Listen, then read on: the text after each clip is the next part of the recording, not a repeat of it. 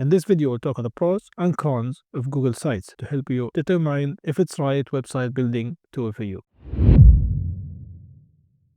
Simple drag and drop functionality with no coding required, making it accessible for beginners. Google Sites is free if you have a Google account. There is no need to pay for hosting or basic website features. Seamlessly integrated with Google tools like Drive, Docs, Sheets, Slides, Forms, and Calendar. Great for embedding files or interactive elements. Real-time collaboration lets multiple people edit the sites, making it perfect for team and groups projects. Sites are automatically optimized for desktop, tablet, and mobile devices without extra efforts. Allows you to connect to a custom domain for more professional appearance. Google provides a free hosting for your sites, which reduces the overall cost of website ownership.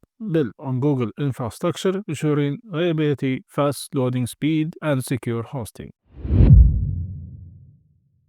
Customization option, theme layout fonts are limited compared to platforms like WordPress, Wix, and Squarespace. Google Sites lacks advanced features for e-commerce, blogging, or highly interactive websites. Unlike other website builder, there is no marketplace for plugins or third-party application to extend functionality. SEO capabilities are very basic, offering limited control over metadata, site maps, and URL structure. There is no built-in support for ads, e-commerce stores, or payment gateways. The number of templates is small and may not be suitable for all type of business or projects. You need a Google account to create and manage sites, which may not appeal to everyone. While hosting is free, the content you embedded or uploaded will count toward your Google Drive storage limit. While fine for small to medium-sized websites, Google Sites isn't the best choice for large-scale or complex websites. Google Sites is best for small business, personal portfolios, project documentation, schools, and internal team websites.